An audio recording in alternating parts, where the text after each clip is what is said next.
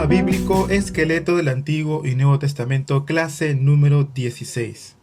Bendiciones, bienvenidos. Entonces estaremos empezando el día de hoy la clase número 16 de Panorama Bíblico. Y el día de hoy, en esta oportunidad, vamos a comenzar con el libro de Ruth. Vamos a ver el día de hoy cómo Dios utiliza a los hombres y mujeres de fe para poder cumplir su voluntad. Y aún así, pese a toda la apostasía que el pueblo de Israel había cometido hasta este momento.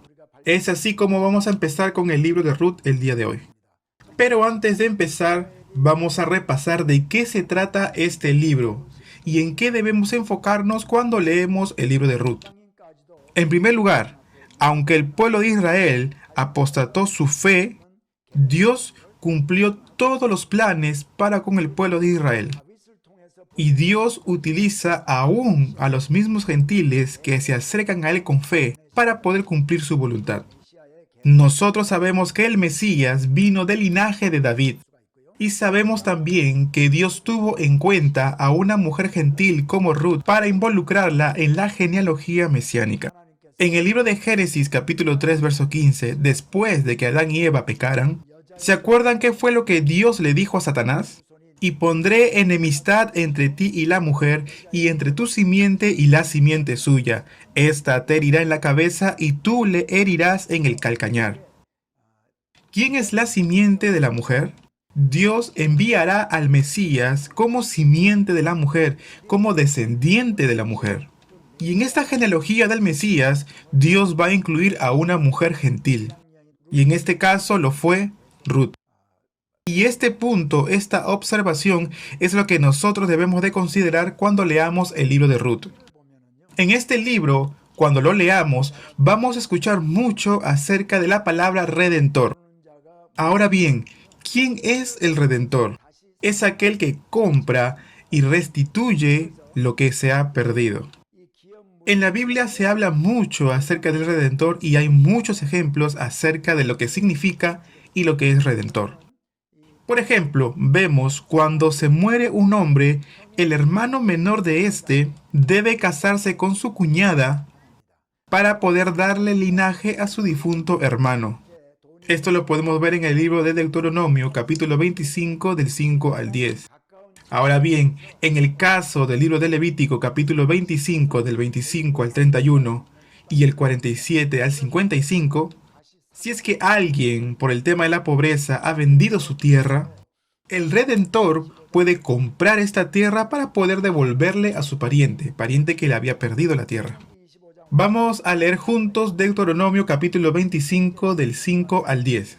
Cuando hermanos habitaren juntos y muriera alguno de ellos y no tuviera hijo, la mujer del muerto no se casará fuera con otro hombre extraño.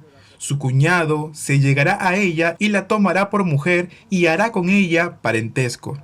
Y el primogénito que ella diere a luz sucederá en el nombre de su hermano muerto, para que el nombre de éste no sea borrado de Israel. Y si el hombre no quisiere tomar a su cuñada, irá entonces su cuñada a la puerta a los ancianos y dirá: mi cuñado no quiere suscitar el nombre en Israel a su hermano, no quiere emparentar conmigo. Entonces los ancianos de aquella ciudad lo harán venir y hablarán con él. Y si él se levantare y dijere: no quiero tomarla, se acercará entonces su cuñada a él delante de los ancianos y le quitará el calzado del pie y le escupirá en el rostro y hablará y dirá: así será hecho al varón que no quiere edificar la casa de su hermano. Y se le dará este nombre en Israel: la casa del descalzado. La palabra de Dios dice descalzado, lo está mencionando en el último texto que hemos leído. Y en el libro de Ruth vamos a volver a hablar acerca de este término descalzado. Entonces, como les había comentado anteriormente, cuando un hombre moría, el hermano debía casarse con ella, con la cuñada. Y el hijo que tuviera ella, el primogénito, sería heredero de su difunto esposo. Ahora, en el segundo caso que habíamos mencionado acerca de terrenos o tierras, Levítico 25, del verso 25 al 31, vamos a tratar de leer solamente los primeros versículos de esta cita bíblica. Cuando tu hermano empobreciere y vendiere algo de su posesión, entonces su pariente más próximo vendrá y rescatará lo que su hermano hubiere vendido. Es decir, que su pariente más próximo comprará con su propio dinero para poder comprar y devolverle a su hermano el que le hubiera vendido. Es por eso que se habla de este término redentor, que es aquel que va a rescatar aquello que se había perdido. Continuemos entonces. Y cuando el hombre no tuviere rescatador y consiguiere lo suficiente para el rescate, entonces contará los años desde que vendió y pagará lo que quedare al varón a quien vendió, y volverá a su posesión. Supongamos que hace 10 años vendió el terreno, y cuando uno ya tenga dinero suficiente para poder comprar esa tierra, eso lo podría añadir a su heredad. Hemos visto entonces el caso de que cuando una persona muera, el menor, el hermano menor, puede casarse con su cuñada de aquel hermano mayor para que pueda tener hijos y así continuar el legado de la heredad. Acuérdense que Judá, uno de los hijos de Jacob, tiene hijos. Y debemos de recordar también que Jesucristo viene del linaje de David a través de la tribu de Judá. Judá tuvo varios hijos, pero su primogénito muere. Entonces Judá casa a su segundo hijo con Tamar, la esposa de su difunto hijo Ahora, como Onam no quería darle hijos a su difunto hermano, Dios al final lo vio como pecado y mató a Onam. Judá tenía otro hijo, pero en esta oportunidad no se lo da a Tamar.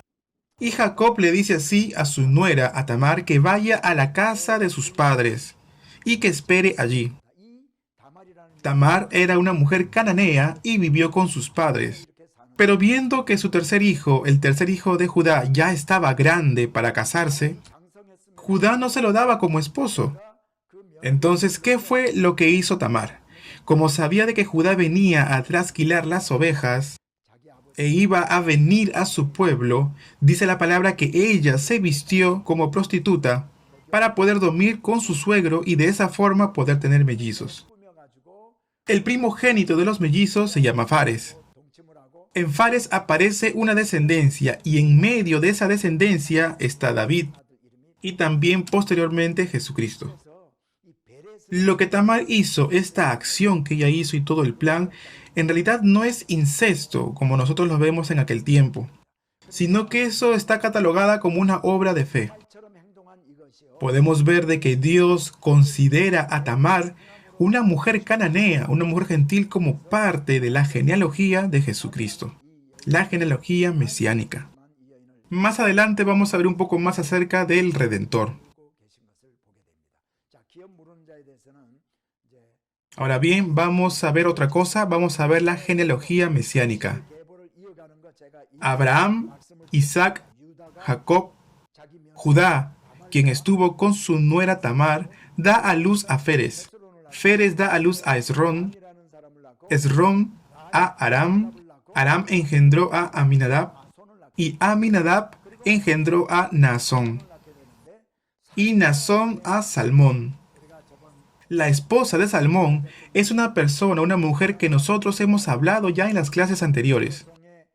¿Se acuerdan? Antes que el pueblo de Israel saliera a conquistar la tierra prometida, dos hombres se refugian en la casa de Rahab, conocida como una mujer ramera. Más adelante vemos que Rahab se casa con Salmón y ellos engendraron a Boz. Boz se casó con Ruth, según la historia de la palabra de Dios, y tuvieron a Obed. Obed engendró a Isaí, e Isaí engendró al rey David. Y después de 1000 años aparece Jesucristo. Y podemos ver que 3 personas fueron parte de esta genealogía mesiánica.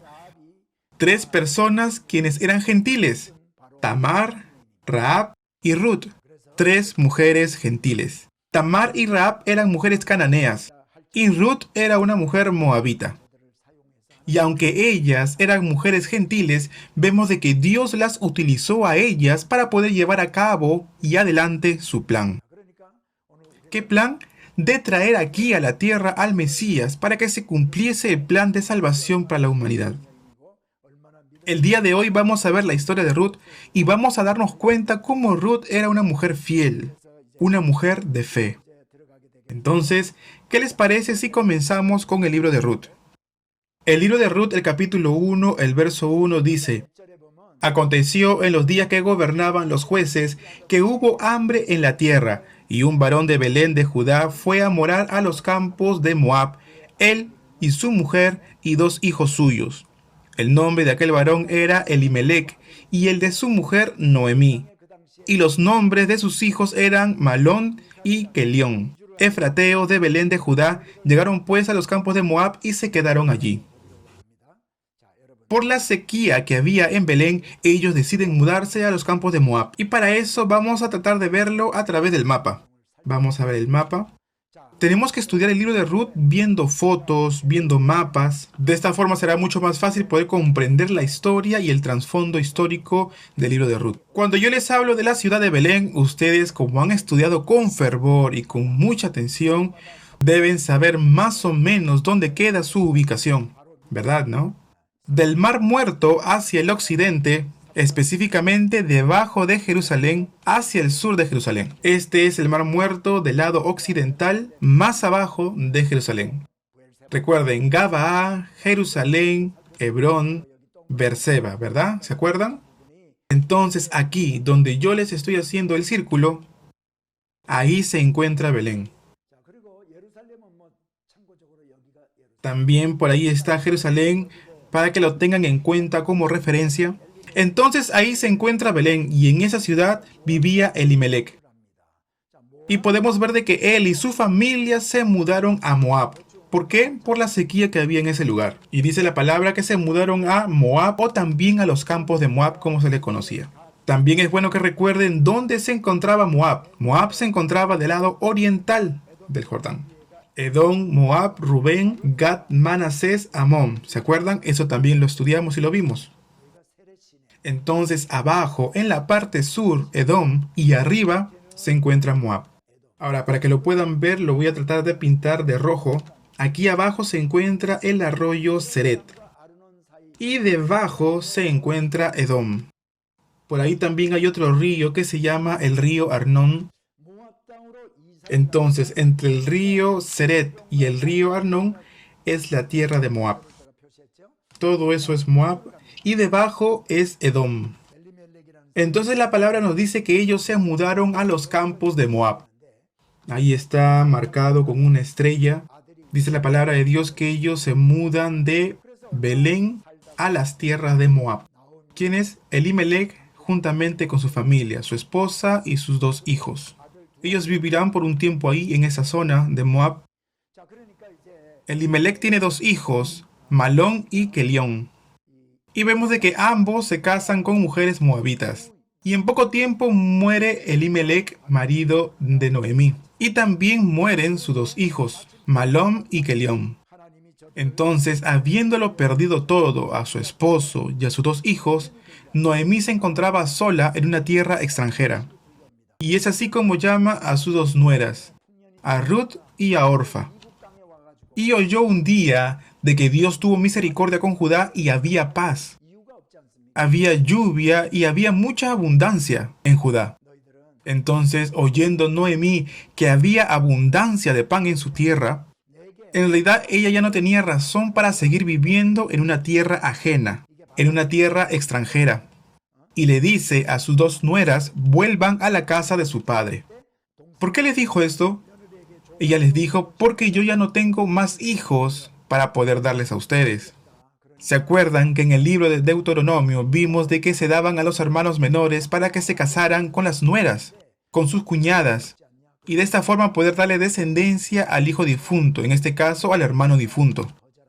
Pero Noemí les dijo, yo no tengo más hijos, y si tuviese esposo yo tendría tal vez la esperanza de tener más hijos, y criarlos y casarlos con ustedes. Pero mi esposo también está muerto, así que vuelvan a las casas de sus padres.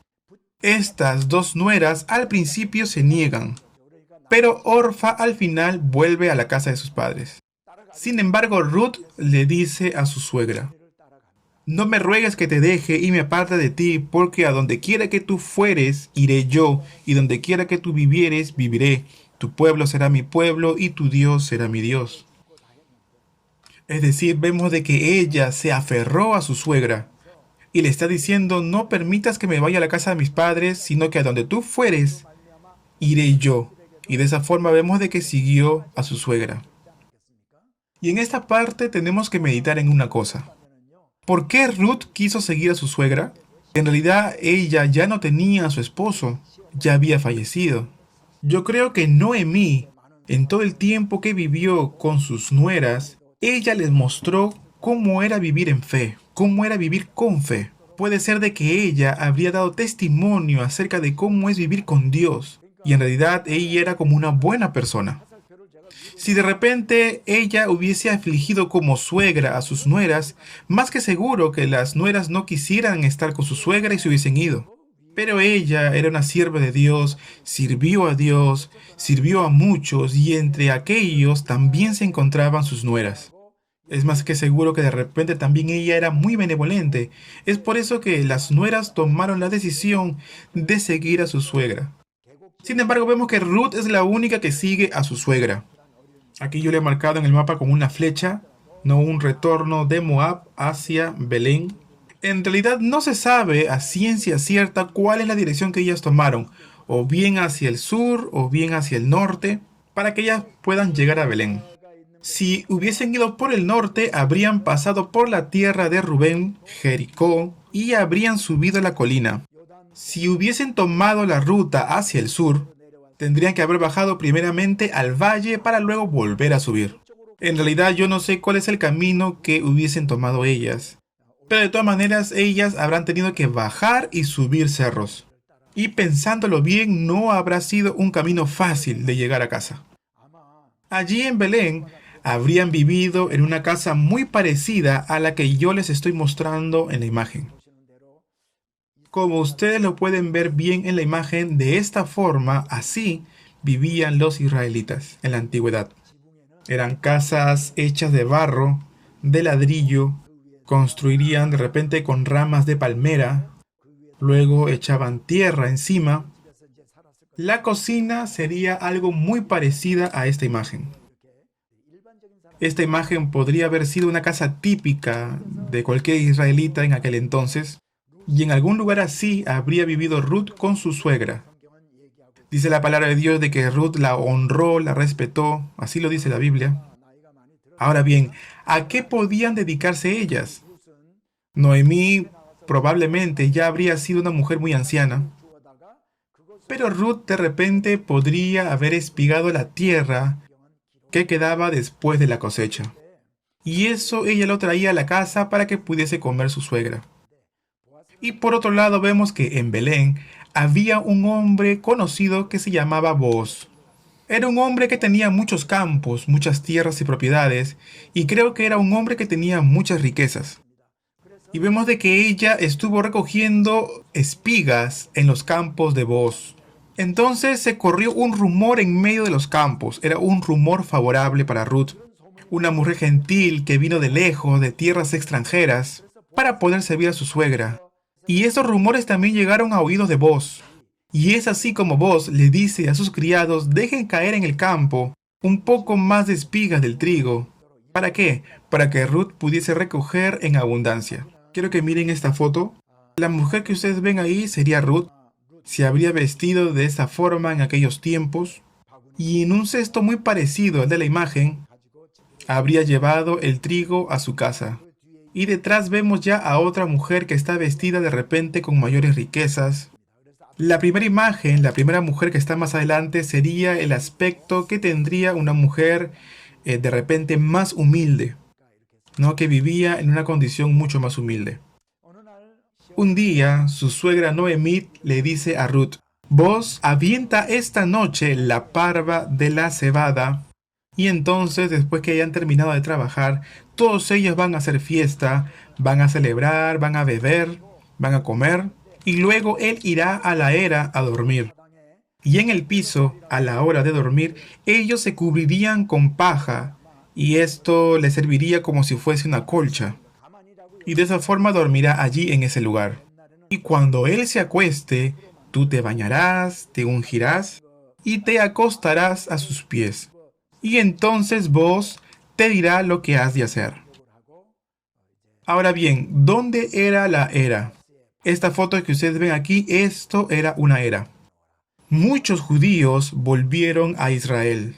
Y uno de ellos, que había vuelto de Nueva York, hizo una era, sino que construyó muchos lugares que vendrían a ser lugares bíblicos. Por ejemplo, hizo el lagar, también hizo la era, allí donde exprimían para hacer el aceite de oliva, también hizo los pozos. Y estos son los lugares que podemos visitar cuando hacemos el viaje de peregrinación. Y de verdad que al ver esto podemos entender mucho mejor la Biblia. Hace ya 21 años que yo fui a este lugar y tomé la foto. La era, por lo general, se encuentra situada en una colina. ¿Para qué? Para que corra mucho el viento. ¿Cómo es que era aventada la era o la parva? Traían la cebada, lo cortan y lo traen aquí a la era. Es muy parecida a la imagen que ustedes están viendo en la foto. Pero quiero marcar un poco con el lápiz. Esto que ustedes ven aquí en la parte inferior es madera y tiene como hoyos, hoyitos tiene. Y allí colocan piedras en esos pequeños hoyos. Y luego colocan esto hacia abajo encima de la cebada. Entonces las piedras que son puntiagudas, son filosas, tan filosas como un cuchillo, y con eso van como que pisando las cebadas, van empujando encima las cebadas, y de esta forma van separando el trigo de la cizaña. Y una vez que ya se separó el trigo de la cizaña, los trabajadores de aquel lugar, con un tridente, levantan todo aquel trigo que ya ha sido separado y con ayuda del viento van separando el trigo y va quedando en el piso. Y con ayuda del viento se va separando la paja del trigo y va quedando solamente el trigo que cae en el piso. Y de esa forma así lo separan. Cae el trigo, lo recogen y ese trigo es llevado al granero. Y la cizaña solamente sirve para ser quemada. En el libro de los Evangelios podemos ver muchas referencias acerca de esto, ¿verdad? Y habla acerca de la importancia de separar el trigo de la cizaña. También habla de separar las ovejas de los cabritos. Y con esta parábola, con estos ejemplos, Jesús les enseñaba a sus discípulos. Entonces, en aquellos lugares donde corría mucho viento, ellos levantaban con el tridente todo ese trigo. ¿Para qué? Para que la cizaña volara con ayuda del viento y solamente quedara el trigo. Y aquel trigo limpio era llevado al granero. De una vez que terminaban esta jornada de trabajo, hacían una gran fiesta. Era una gran fiesta y participaban todos los trabajadores que habían hecho un gran esfuerzo durante todo ese día. Como por ejemplo esta foto que ustedes pueden ver en la pantalla. Es como una típica forma de celebración después de haber recogido el trigo. Leonardo da Vinci, ¿se acuerdan? Él dibujó la Última Cena. Y ahí en esa imagen podemos ver a Jesús en el medio y a los 12 discípulos repartidos en cada uno de los extremos. Algunos los vemos recostados y todos están comiendo. También podemos ver al apóstol Juan reclinado en el hombro de Jesús. Hay muchos teólogos que sostienen que aquella imagen que nosotros vemos, que conocemos de Leonardo da Vinci, no habría sido fiel a la manera en cómo celebraban los judíos hace 2000 años atrás. Después de todo esto, de celebrar una gran fiesta, ya todos están ebrios y ellos se acuestan en la era y allí se quedan dormidos. Al igual que vos, así como todos los demás criados, vos estaba ebrio. Vemos de que vos estaba ya cubierto, tapado, ya durmiendo. Y vemos que Ruth hizo así como su suegra le había dicho. Ruth está escondida y luego vemos de que ella se acuesta a los pies de vos. Miren la imagen, por favor, la foto que está en la pantalla. Supongamos que ella es Ruth. Por ahí está vos, ella es Ruth. Cuando yo enseño en una iglesia o en algún seminario teológico, en esta parte es cuando todos se ríen. Como ustedes están viendo esta clase por internet, yo no los puedo ver. Y no sé si ustedes están riendo o no cuando ven esta imagen. Pero de todas formas, así es como de repente se hubiese acostado Ruth a los pies de Booz. En la medianoche, Booz se da cuenta que una mujer estaba acostado a sus pies. A la mañana siguiente, al despertar, Booz le da cebada a Ruth para que le pueda servir a su suegra. Y es ahí donde Booz le dice: yo haré lo que tenga que hacer. Entonces Booz había entendido lo que Ruth esperaba o deseaba. Y también entendió lo que él tenía que hacer. Al día siguiente, Booz se dirige a la puerta de la ciudad y se queda sentado allí. Esta imagen que ven en su pantalla representa a la puerta de la ciudad. Voy a hacer, voy a hacer un dibujo más.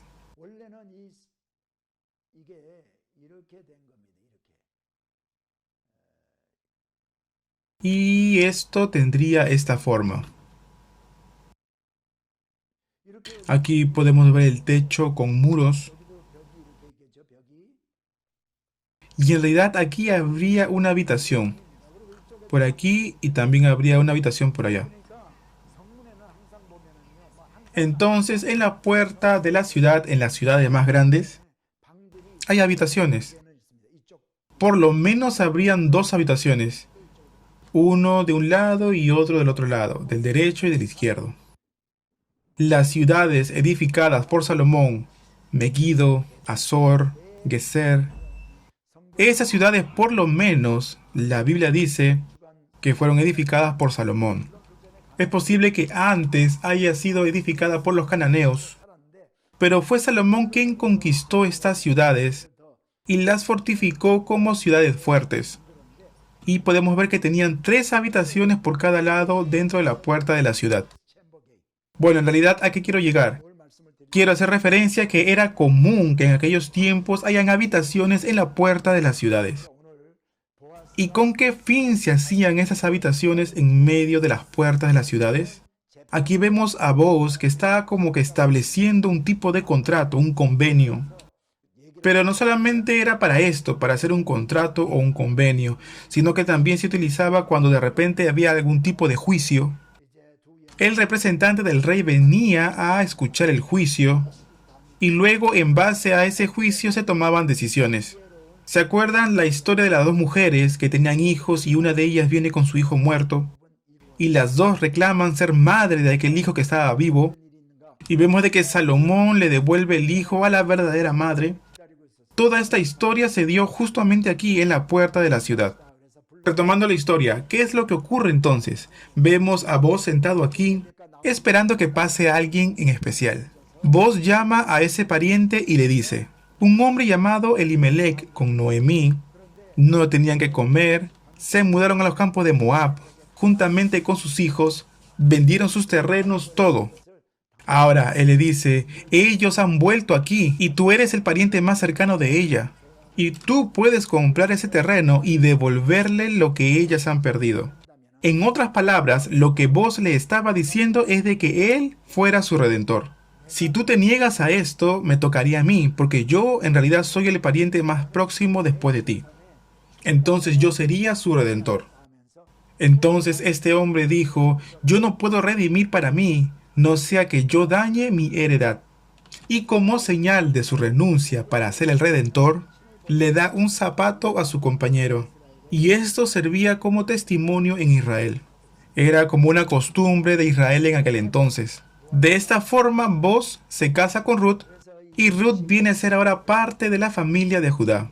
Vemos más adelante que de su linaje viene David y 1000 años más tarde viene Jesús. Un poco más adelante yo les voy a hablar acerca de la genealogía desde Judá hasta Jesucristo, porque en realidad esta genealogía tiene mucha importancia. Antes de esto quiero mostrarles la puerta de la ciudad de Dan. Así es como se veía por fuera. La ciudad habría estado dentro. Esto es la puerta. Esto es delante de los muros de la puerta de la ciudad. Hay como un altar por ahí, ¿no? En realidad son dos altares y la puerta se encontraría con esa estructura. ¿Qué es lo que hacían ahí? El rey se podía sentar ahí, en su trono.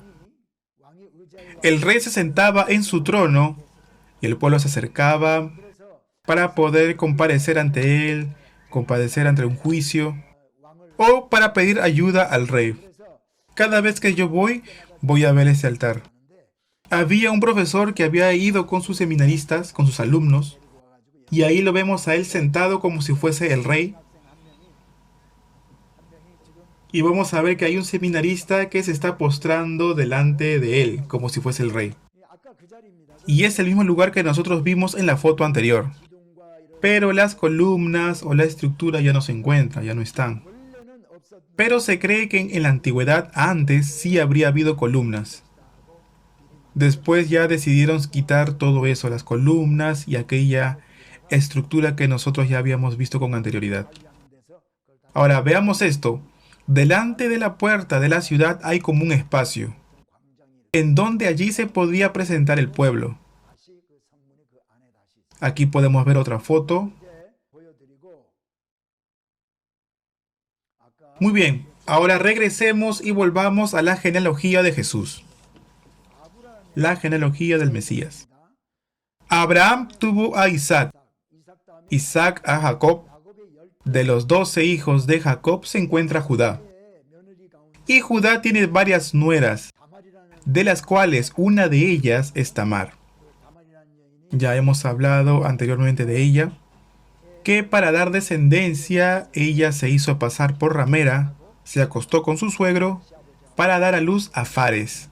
Luego vemos que Fares engendró a Esrón, Esrón a Aram, Aram a Aminadab, Aminadab a Nazón, Nazón a Salmón, y vemos que Salmón se casó con Rahab.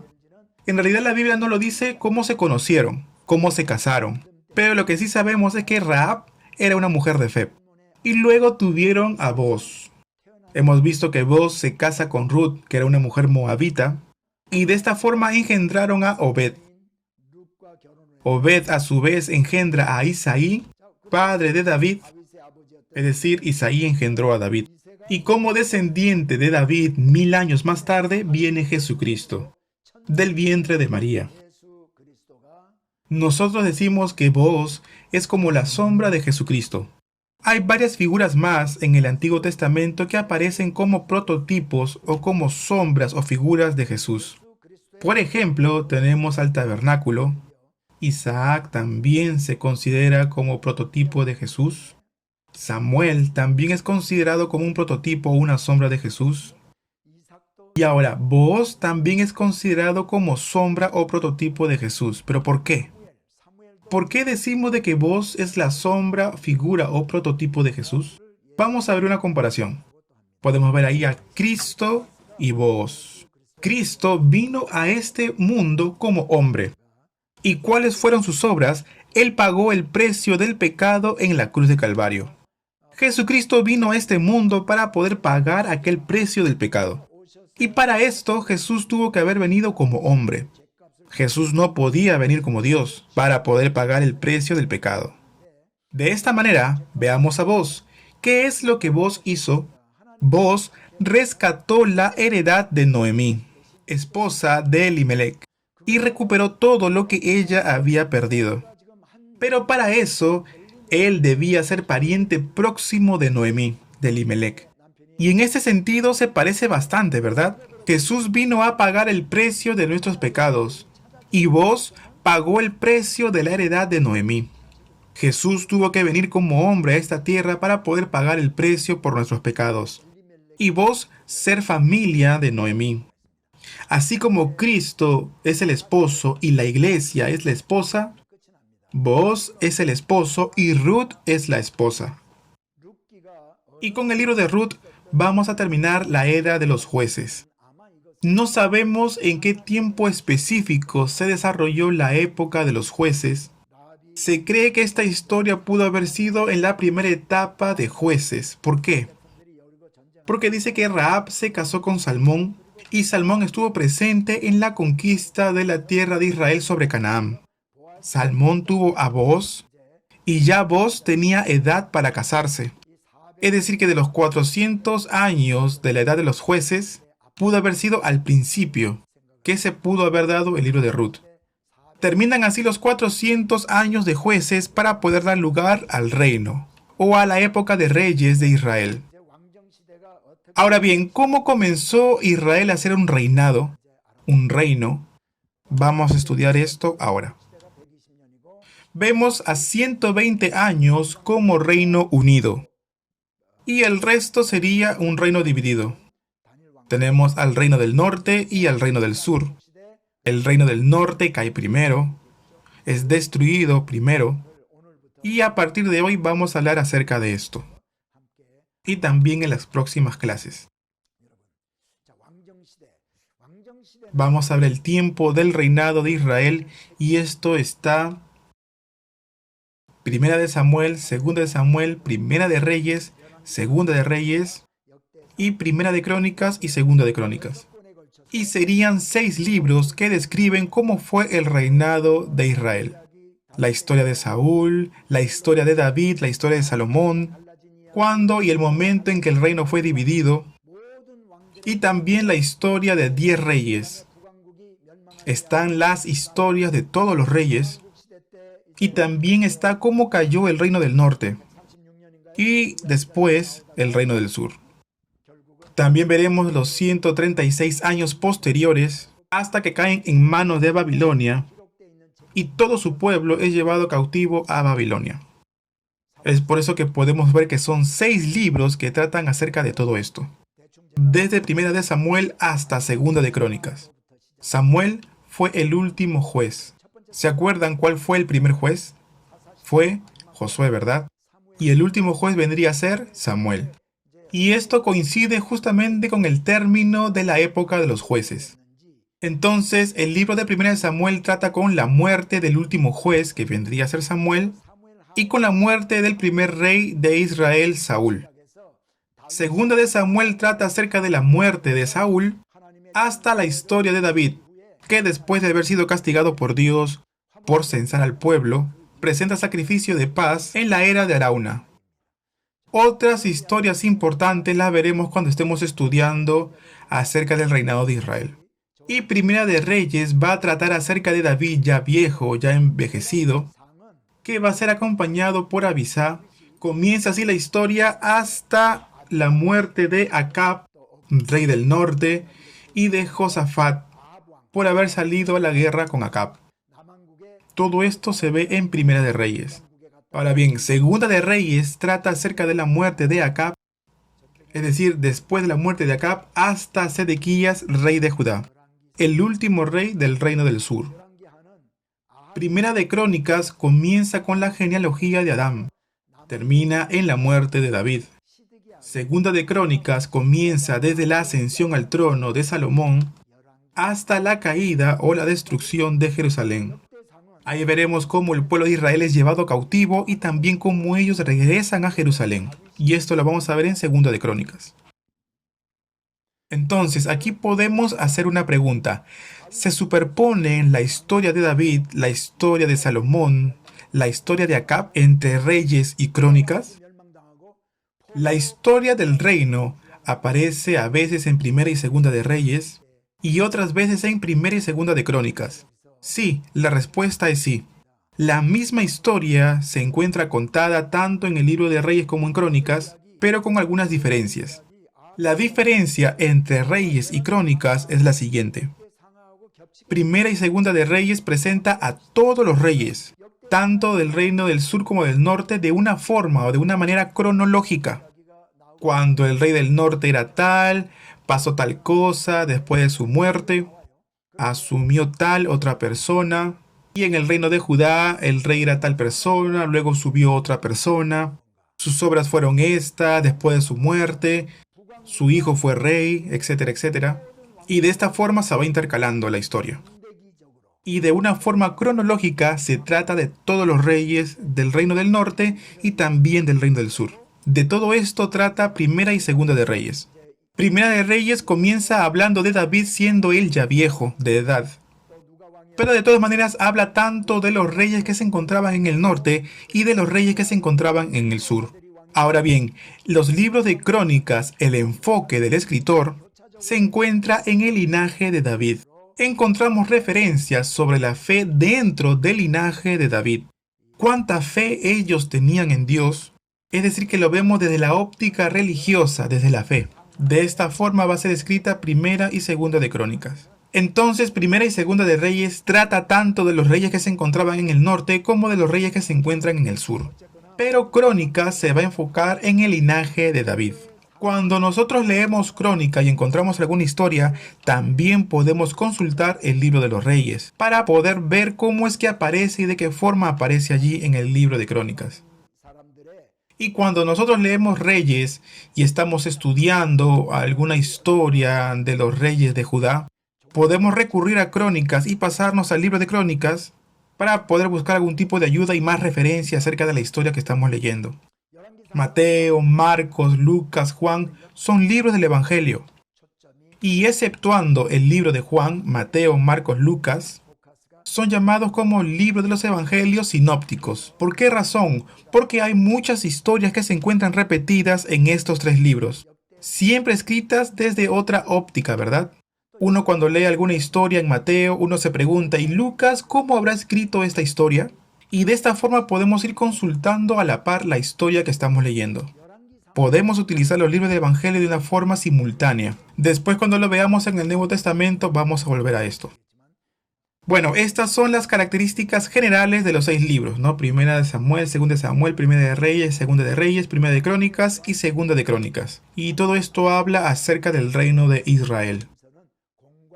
Ahora quiero enseñarles esta diapositiva nuevamente. Ya lo hemos visto al principio de la clase. Los libros que tratan acerca de la historia del reino de Israel, Samuel, Reyes y Crónicas, registran algunos acontecimientos que son de mucha importancia para nosotros. Y vamos a tratar de verlos juntos uno por uno. Entonces, el primer rey fue Saúl, luego vino David y por último Salomón. Y entre los tres se consideran 120 años de reino unido, en el cual vemos de que Israel fue un reino unido. Cómo fue ungido Saúl como rey, cómo fue ungido David como rey, qué cosas ocurrieron en su vida, también qué errores cometió David, qué virtudes tenía David, también vamos a ver la historia de Salomón, y cómo el reino es que se divide en dos. Y fue en el tiempo de Roboam que se divide el reino entre el reino del norte y reino del sur. También vamos a ver cuál es la razón o el motivo por el cual se dividió el reino. Ahora, con respecto a los reyes del norte, hay muchos que siguieron el camino de Jeroboam y se contrasta con los buenos reyes que siguieron el camino de David. Los reyes que siguieron el camino de Jeroboam, ¿cuál es este camino? ¿Cuál es el camino de Jeroboam? También lo vamos a ver más adelante. Entonces vemos de que el reino se divide en dos. Y también veremos cuáles son los acontecimientos más importantes que suceden en esta división. Cuáles serían las causas de su división, cuáles serían las causas de sus caídas también. Y también veremos cómo cae y cómo será destruida el reino del norte en manos de los asirios. Y el reino del sur caería en manos de Babilonia. ¿Cómo fue esa caída? ¿Qué significó el cautiverio para Israel? ¿Y qué cosas ocurrieron durante este periodo de cautiverio? Todo eso también lo vamos a ver. Entonces es en manos de Sedequías que el reino del sur cae en manos de Babilonia. Y en el caso del reino del norte cae en el periodo del reinado de Oseas. Entonces podemos darnos cuenta que fueron 120 años en que el pueblo de Israel fue un reino unido. El reino del norte existió por 198 años, hasta que cayó en manos de Asiria, cuando su último rey fue Oseas. El reino del sur persistió por 136 años más, pero en el reinado de Sedequías es llevado cautivo a Babilonia. Y es así como cae Jerusalén en manos de los enemigos. Bueno, en realidad, este cuadro son los rasgos generales que debemos de recordar. Entonces, comencemos con Primera de Samuel. Pero antes, vamos a averiguar un poco más acerca de este último juez. Este último juez, su función era sacerdotal, también era profeta, es decir que Samuel cumplió una triple función, de juez, de profeta y de sacerdote. Pensemos brevemente en esto. ¿Cuáles eran las funciones que el hombre podía cumplir en aquel tiempo? O era sacerdote, o era profeta, o era juez, o era un rey. O uno podía ser juez, sacerdote y profeta, o rey tal vez. De estas funciones, el profeta y el sacerdote son líderes espirituales. Ahora, con respecto al juez, se esperaba del juez, se esperaba que los jueces sean líderes espirituales. Pero la mayoría de ellos, la mayoría de jueces, no lograron acercar al pueblo de Israel a Dios. Y es que en realidad ellos no estaban preparados espiritualmente para poder cumplir esta función. Ahora bien, ¿quiénes podían ser sacerdotes? Solamente aquellos quienes eran de la tribu de Leví. Y en cuanto a los profetas, eran personas que Dios llamaba. O también eran personas de fe, o puede ser que no tenían fe, pero que en el camino Dios les fue dando esta fe. El juez vendría a ser lo mismo, y tenemos un ejemplo en Jefté, un hombre que de repente era jefe como de una pandilla, que andaba de prostíbulo en prostíbulo, bebiendo, en realidad era como un hombre de mal vivir, y a pesar de esto Dios lo llamó como juez. Gedeón, por otro lado, era un hombre cobarde, un hombre que no tenía valentía. ¿Y qué es lo que decía él? Yo soy el menor de mi familia, soy el más insignificante. Pero aún así Dios lo llamó para salvar al pueblo de Israel. ¿De quiénes? De las manos de sus enemigos. Pero Samuel fue utilizado justamente en este tiempo o en este periodo de transición entre la época de los jueces y la época de los reyes. Bueno, vamos a ver solo un poco más para poder terminar. Samuel nace de la tribu de Leví. Su padre era Elcana. Él era sacerdote, vivía en Ramá. Tenía dos mujeres, Ana y Penina. Penina sí tenía hijos, pero Ana no tenía hijos. Cuando leemos la Biblia, ¿qué es lo que más menciona? Dice que Ana siempre subía al templo, cada vez que ofrecía sacrificio llorando, oraba a Dios. Y un día hace voto ante Dios y le dice, si un día tú me dieres un hijo, yo lo voy a dedicar a Jehová todos los días de su vida. Y de esa forma es que nace Samuel. Y como había prometido, Ana crió a Samuel hasta que éste fue destetado. Luego lo llevó al templo de Silo para que de esta forma sirviese a Dios y al sacerdote Elí. Y así fue como desde niño Samuel fue enseñado a que fuese sacerdote. Y esto fue hasta que creció. Ahora, juntamente con él encontramos la historia del sacerdote Elí. Elí tenía dos hijos, Ofni y Finés.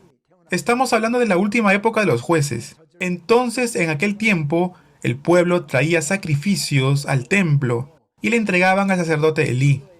Pero la grosura, lo bueno que el pueblo traía, los dos hijos que tenía Elí eran hijos irrespetuosos. Y aún antes de que se presentaran estos sacrificios a Dios, ellos se llevaban la mejor parte para comérselos. Entonces, Dios le anuncia al sacerdote Elí que los castigará. ¿Por qué? Porque Elí no reprendió a sus hijos. Y tanto Elí como sus dos hijos van a morir en un mismo día. Y no habrá más anciano entre su descendencia. Ese fue el castigo de Dios para con Elí y sus hijos, que en realidad se cumplió al pie de la letra. Cuando Israel salió a la guerra contra los filisteos, Israel acampó junto a Ebenezer, y los filisteos acamparon junto a Efec. Y en esta guerra que hubo, mueren los dos hijos de Elí, y el arca de pacto es pasada, es tomado en mano de los filisteos. Luego Israel es derrotado, y cuando llega esta historia a oídos de Elí, Elí muere inmediatamente cuando cae de la silla en la cual él se encontraba sentado. Ahora bien, sea palabra de castigo o palabra de promesa, la palabra de Dios siempre se cumple. Conforme Dios había prometido a Abraham, a Isaac y a Jacob, aún después de 400 años, Dios fue fiel para cumplir su promesa sobre ellos. Pero también vemos que ahora está castigando a la familia de Elí, y su palabra se cumplió en poco tiempo. Amados seminaristas, la palabra de Dios siempre se cumple. Su promesa también. Amados seminaristas, muchas gracias por el esfuerzo de haber estudiado el día de hoy, por haber estado atentos a esta clase. En la próxima clase, en la clase número 17, vamos a ver qué es lo que pasa, lo que sucede cuando el arca del pacto queda en mano de los filisteos, y cómo Saúl es ungido rey sobre Israel. Muchas gracias por su trabajo, nos vemos en la siguiente clase, bendiciones.